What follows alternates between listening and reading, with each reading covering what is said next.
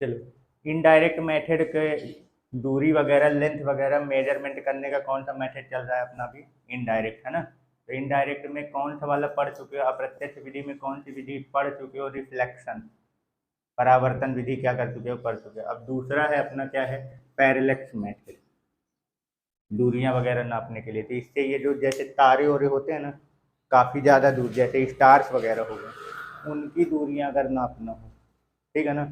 और जैसे क्या करना हो अपने को, जैसे कोई प्लैनेट है, ठीक है ना, उसका साइज नापना हो कि उसकी डायमीटर जो है वो कितनी है, ठीक है ना। ये सब चीज़ें जो नापना होता है तो वो किसके मेथड द्वारा नापते हैं? पैरेलैक्स मेथड द्वारा, ठीक है ना।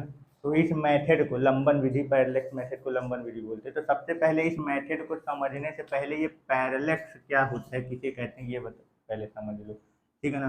तो अच्छा ये बताओ, ये तो कभी ना कभी तो किए ही होंगे कि मान लो अपने सामने मैं क्वेश्चन पूछता हूँ। मान लो अगर अपन क्या करते हैं, एक आंख बंद करके देखते हैं किसी ऑब्जेक्ट, मान लो सामने नमकीन रखा हुआ है, एक आंख से देखो, ठीक है, तो कैठो दिखेगा?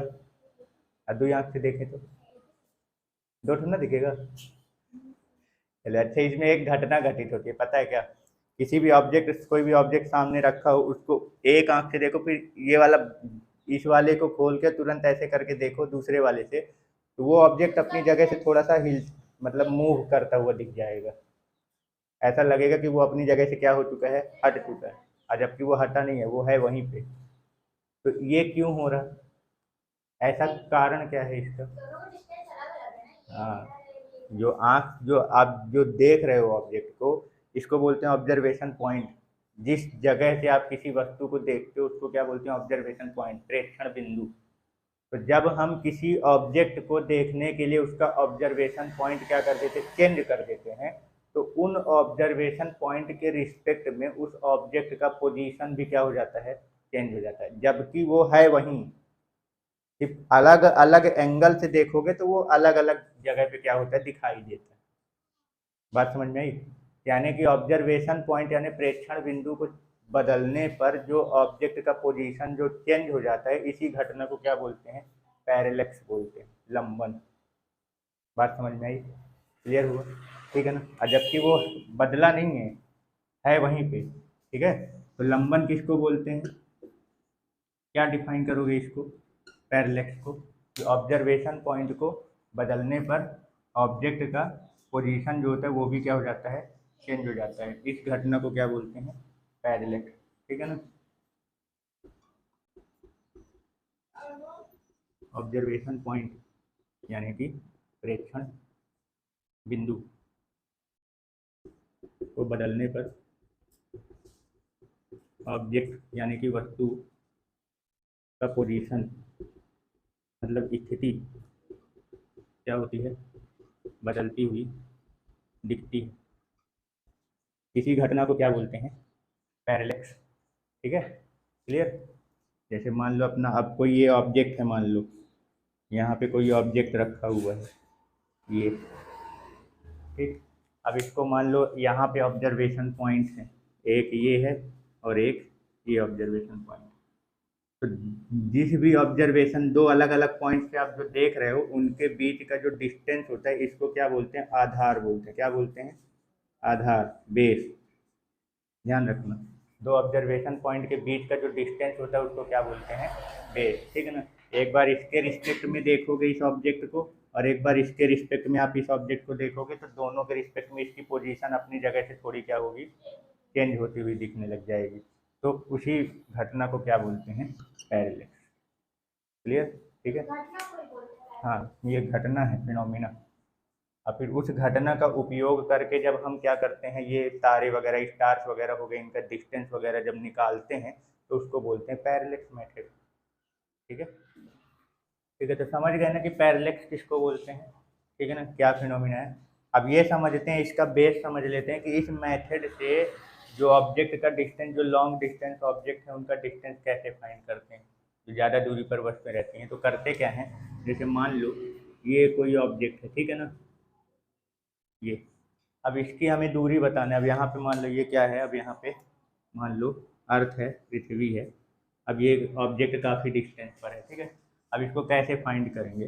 तो मान लो कि एक ऑब्जर्वेशन पॉइंट आप क्या कर लो, यहाँ पे मान लो, यहाँ से देख रहे हो, और दूसरा ऑब्जर्वेशन पॉइंट मान लो यहाँ पे, ठीक है ना। तो एक बार इस ऑब्जर्वेशन पॉइंट से इस ऑब्जेक्ट को देखेंगे, ये ऐसे जाएगा, और एक बार इस ऑब्जर्वेशन पॉइंट यानी दूसरे प्रेक्षण बिंदु से इस ऑब्जेक्ट को क्या करेंगे, देखेंगे, तो वो इस तरीके से जाएगा ऐसे, ठीक है ना। ये अब देखो यहाँ पे करना क्या है, क्या मेथड यूज करना है, ये जो दोनों अलग अलग ऑब्जर्वेशन पॉइंट है हम जो इसको देख रहे हैं, तो इन ऑब्जर्वेशन पॉइंट से देखने पर इसके बीच में जो एंगल बनेगा उसको फाइंड करना है। क्या करना है, ये जो एंगल बन रहा है अलग अलग ऑब्जेक्ट, जैसे ये आँख है ना, ये आँख, अब इसके द्वारा हम जब किसी ऑब्जेक्ट को देखेंगे तो इस दोनों आँख से जाने वाली लाइट के बीच में अपन उस ऑब्जेक्ट में क्या निकालेंगे, एंगल फाइंड करेंगे। ठीक है, क्लियर हो गया। और हमारी दूरी जो है वो ये वाली है, यही क्या है अपनी ऑब्जेक्ट, अपन यहाँ से देख रहे हैं तो ये अपनी क्या हो जाएगी, दूरी हो जाएगी। इसको क्या मान लो, आर मान लो, ठीक है, कोई दिक्कत। ये ऑब्जेक्ट है और ये ऑब्जर्वेशन पॉइंट आप मान लो दो ठो ए बी, तो ए से ऑब्जेक्ट तक डिस्टेंस क्या मान लेते हैं, आर।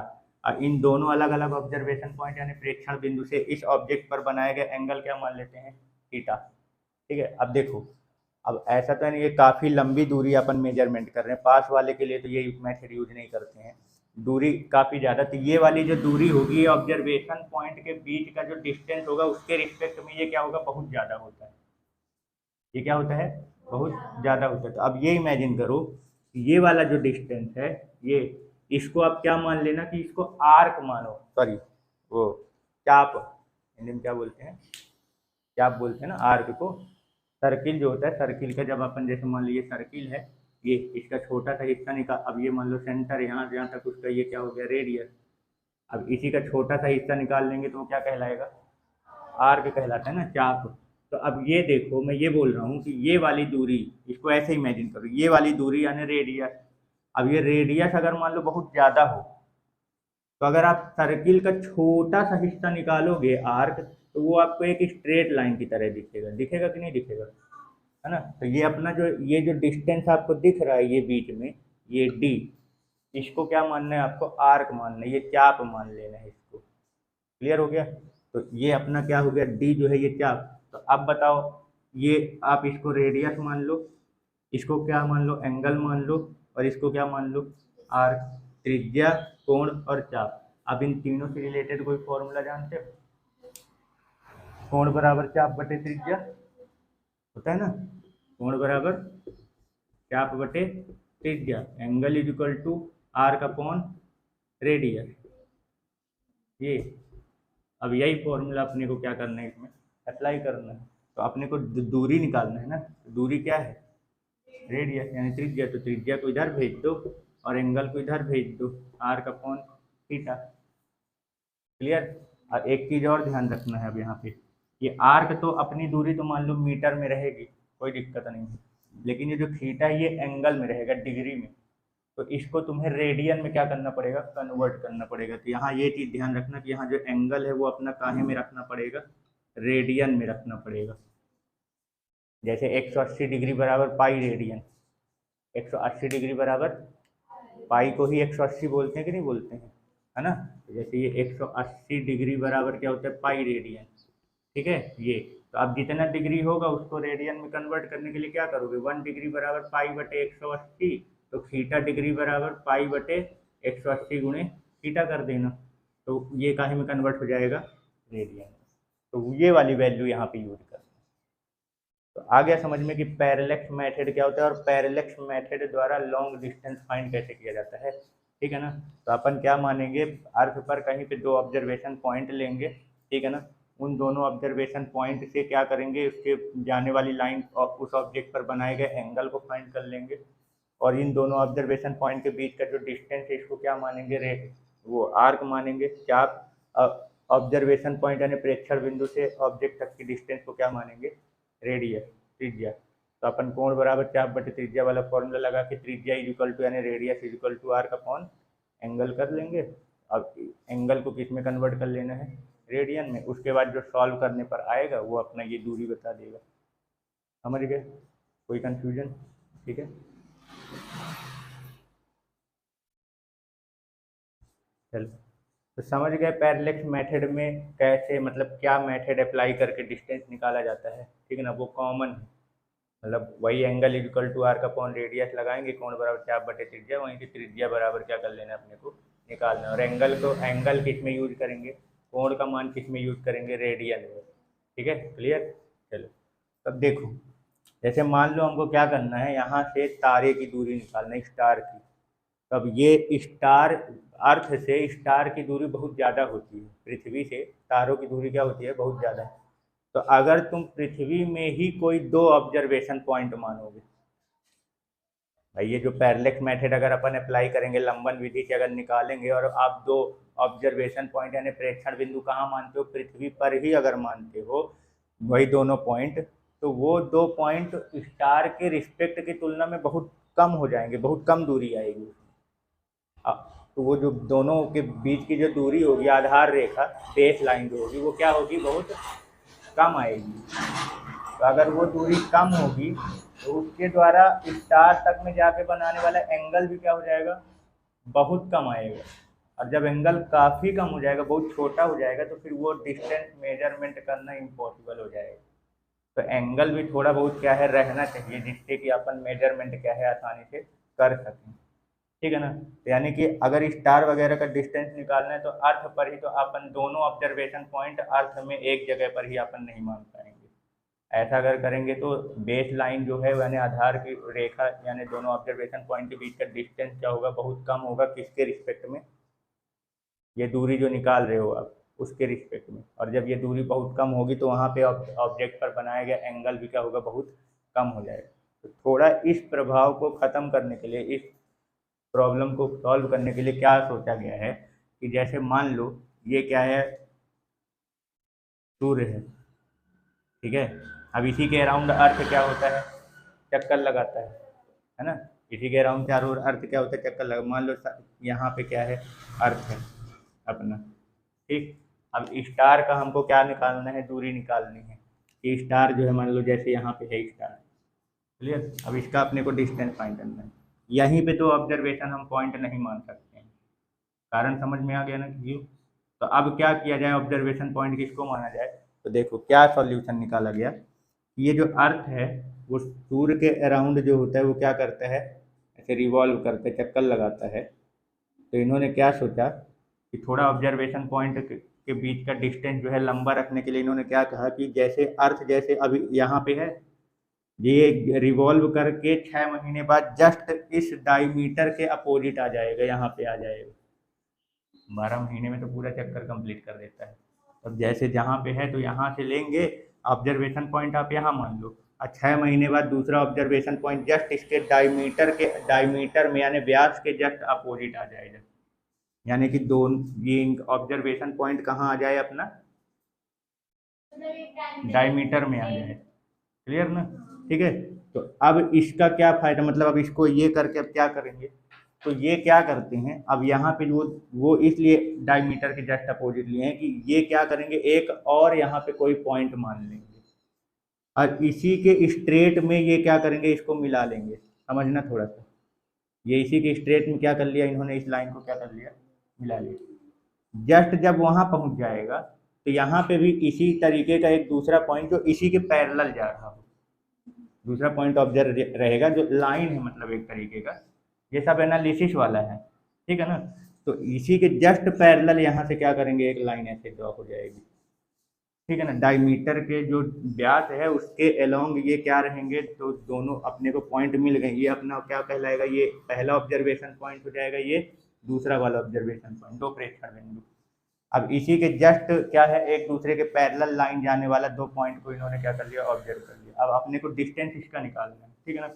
अब ये कैसे निकालेंगे, तो ये इनसे यहाँ से जो लाइट जाएगी इसको मिलाने वाली जो लाइन है, और ये वाली जो है इसका एंगल ये फाइंड कर लेंगे, यहाँ का समझना थोड़ा सा, यहाँ का एंगल, ठीक है ना। ये θ1 मान लो हो गया। ऐसे ही जो इधर साइड है तो इससे उसको मिलाने वाली लाइन से ये क्या कर लेंगे, इस वाले का एंगल फाइंड कर लेंगे, और ये दोनों बराबर ही आएगा। अब इस एंगल को फाइंड क्यों किया है, हमको निकालना तो ये वाला है, तो इसको कैसे निकालेंगे, तो अब ये तो पता होगा ना कि जब दो पैरेलल लाइन को कोई ट्रांसवर्सल लाइन इंटरसेक्ट करती है तो उनके अल्टरनेट इंटीरियर एंगल क्या होते हैं, इक्वल। जब दो समांतर रेखाओं को कोई ट्रांसवर्सल लाइन जो होती है वो क्या करती है, प्रतिच्छेद करती है, तो उनके अंतः एकांतर कोण क्या होते हैं, इक्वल होते हैं, बराबर होते हैं। तो अब जरा ये देखो, ये लाइन है, अगर मैं बीच से यहाँ से ऐसे एक ड्रॉ कर दूँ और लाइन ऐसे इमेजिन कर लो, तो ये दोनों पैरेलल हो गए, इसी के पैरेलल ड्रॉ किए, ये दोनों पैरेलल हो गए, तो ये एंगल और ये एंगल क्या होगा, यानी जो यहाँ का एंगल है वो यहाँ का एंगल। ऐसे ही ये वाला देखो, इसको भी देखो, ये भी तो पैरेलल है, तो जो यहाँ का एंगल होगा वो यहाँ का एंगल होगा। ये टोटल एंगल फाइंड हो गया इन दोनों के बीच का, दोनों ऑब्जर्वेशन पॉइंट से जाने वाली लाइन के बीच में इस ऑब्जेक्ट में बनाने वाला एंगल फाइंड हो गया। क्लियर हो गया ना। अब इसको क्या मान लो, रेडियस। ये जो डाईमीटर आया है इसी को क्या मानना है आपको, आर्क मान लेना है। समझ गए, क्लियर हो गया। अब बस फॉर्मूला वही लगा देना है, angle equal to arc upon radius, कोण बराबर चाप बटे त्रिज्या, ठीक है ना। तो एंगल कितना है अपना, 2 थीटा आ चुका है। अब इसी को आप चाहे तो कुछ भी मान लो, अल्फा मान लो alpha equal to theta plus theta 2 theta मान लेना, ठीक है ना। तो एंगल कितना आ गया अल्फा। आर्क क्या है अपना, ये पॉइंट, इसको ए मान लो और इसको क्या मान लो बी, तो ये पूरा क्या हो जाएगा ए बी, यानी कि ए से बी के बीच की दूरी कितनी है डी। और रेडियस ये डिस्टेंस है अपना जो फाइंड करना है, तो रेडियस इज इक्वल टू क्या हो जाएगा डी अपॉन अल्फा। ये एंगल वगैरह तुम अपने से कुछ भी मान सकते हो, ठीक है ना, सिर्फ मेथड को ध्यान रखना कि मेथड क्या अप्लाई हो रहा है, बाकी ये दूरी डिस्टेंस ये वो सब तुम्हारा जो मर्जी पड़े वो मान लेना, ठीक है। अब ध्यान रखना यहाँ पे एंगल जो रहेगा वो किस में रहेगा, रेडियन में निकालना पड़ेगा। एंगल अगर रेडियन में दे देता है तो कोई दिक्कत नहीं है, मतलब जैसे इससे क्वेश्चन जब सॉल्व करवाना होगा, एंगल अगर रेडियन में दे दिया तो कोई दिक्कत नहीं, लेकिन अगर एंगल थीटा में दिया हुआ है तो फिर उसको रेडियन में क्या करना पड़ेगा, कन्वर्ट करके फिर सॉल्व करना। तो समझ गए कि क्या लोचा मतलब मेथड अप्लाई कर रहा है, ठीक है। कोई डाउट, चलो। तो ये तो समझ गए कि डिस्टेंस कैसे निकालना है, ठीक है ना। पैरेलैक्स मेथड से प्लैनेट का साइज भी पता किया जाता है, इसी मेथड से प्लैनेट का क्या निकालते हैं, यानी कोई भी ग्रह वगैरह हो उसका साइज भी क्या करते हैं, फाइंड कर लेते हैं। साइज मतलब उसका डायमीटर, है ना। स्फेरिकल शेप में रहते, कोई भी प्लैनेट हो तो वो कैसे शेप में होते हैं, स्फेरिकल शेप में होते हैं, तो उसका डायमीटर वो क्या कर लेते हैं, फाइंड कर लेते हैं। तो वो पैरेलैक्स मेथड का ही अप्लाई करते हैं। तो अब ये समझो कि पैरेलैक्स मेथड द्वारा कैसे वो निकालते हैं, ठीक है ना। तब जैसे मान लो यहाँ पे क्या है, कोई प्लैनेट है, ठीक है, और ये क्या है, अर्थ है, ज़्यादा पास में हमें, ठीक है। चल, अर्थ के किसी एक पॉइंट से, मतलब कहीं जहाँ भी वो बैठे होंगे जो भी मेजरमेंट कर रहे हैं साइंटिस्ट लोग, ठीक है ना, तो क्या करते हैं वो, देखो यहाँ टेलीस्कोप यूज करेंगे, किसी भी ऑब्जेक्ट को प्लेनेट वगैरह को देखने के लिए क्या यूज करते हैं, टेलीस्कोप, दूरदर्शी, ठीक है ना। तो उस टेलीस्कोप में इसके, अब जैसे ये प्लेनेट है, अब लाइट तो हर जगह से आ रही होती है, अपने को कोई भी ऑब्जेक्ट दिखता है तो बिना लाइट के तो दिखता नहीं है। जब लाइट क्या होती है उस ऑब्जेक्ट पे पड़ के और फिर वो अपने आँख में आती तब वो क्या होता है, ऑब्जेक्ट अपने को दिखता है। तो लाइट इससे आ रही है, तो ये लाइट जो आ रही है तो कहाँ आएगी, टेलीस्कोप में आएगी। तो इसके द्वारा जो लाइट आ रही टेलीस्कोप में, तो टेलीस्कोप में इससे आने वाली लाइट का कितना एंगल बनता है ये फाइंड कर लेते हैं। ये है इस ऑब्जेक्ट से, जैसे ये मान लो इसकी डायमीटर मान लो डी, तो इस ऑब्जेक्ट से टेलीस्कोप में जो लाइट आ रही है तो इस इन दोनों लाइट द्वारा वहाँ उस पॉइंट पर कितना एंगल बना रहा है ये मेजर कर लेते हैं। उल्टा चलाओ, अभी एंगल कहाँ, दूरी निकालने के लिए एंगल कहाँ फाइंड कर रहे थे, ऑब्जेक्ट पे, स्टार पे, है ना। अब जो अपना ऑब्जर्वेशन पॉइंट है वो कहाँ मानते थे, पृथ्वी में। अब क्या करना है, जब साइड फाइंड करना होगा तो एंगल कहाँ फाइंड करना है, अर्थ पे, जहाँ पे आप उसको देख रहे हो, और ऑब्जर्वेशन पॉइंट आपको कहाँ मिलेगा, इस ऑब्जेक्ट में। ये एक साइड ये ऑब्जर्वेशन पॉइंट कहलाएगा, दूसरा साइड डायमीटर का जस्ट अपोजिट साइड वाला, व्यास के जस्ट दूसरे साइड वाला वो दूसरा ऑब्जर्वेशन पॉइंट। तो ये हो गया ना, इन दोनों ऑब्जर्वेशन पॉइंट से आने वाली लाइन के बीच में बनने वाला एंगल यहाँ फाइंड कर लेंगे। अब बाकी ये आर आपका दूरी जो है वो पैरेलैक्स मेथड से पहले ही निकाल चुके हो, समझ गए ना, डिस्टेंस तो आप पहले ही निकाल चुके। अब इसका डायमीटर निकालना हो तो वही प्रोसेस करो, उल्टा अप्लाई कर लो।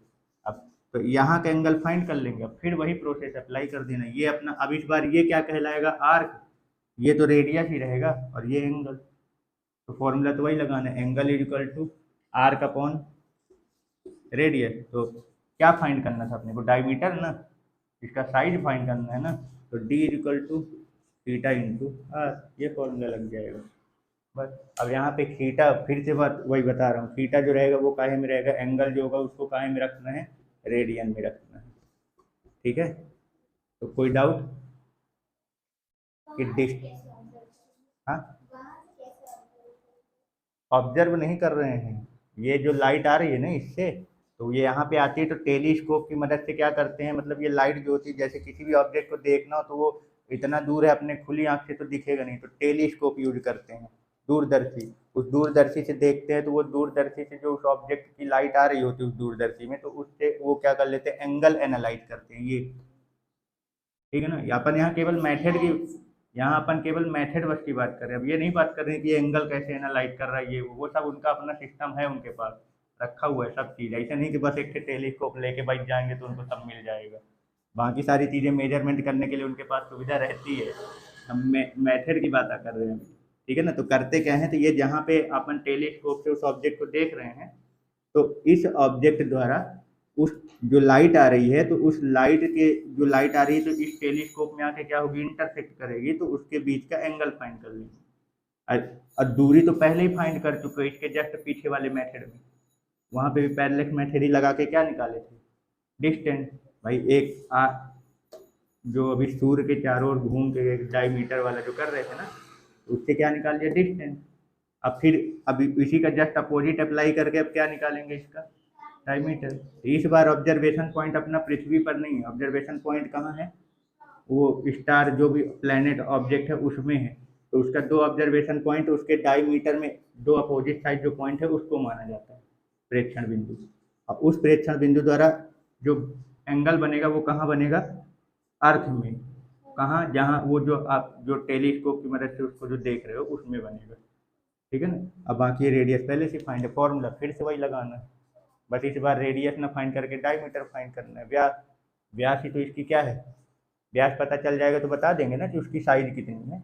ठीक है ना, अब मेन यही बस तो होता है, रेडियस या डायमीटर निकल जाए, उसका वॉल्यूम वगैरह सब चीज़ आप क्या कर सकते हो, बता सकते हो। तो ये हो गया, तो डी इक्वल टू इसको इधर भेज दो, थीटा इंटू आर, और थीटा को किस में रखना है, रेडियन। ठीक है, क्लियर।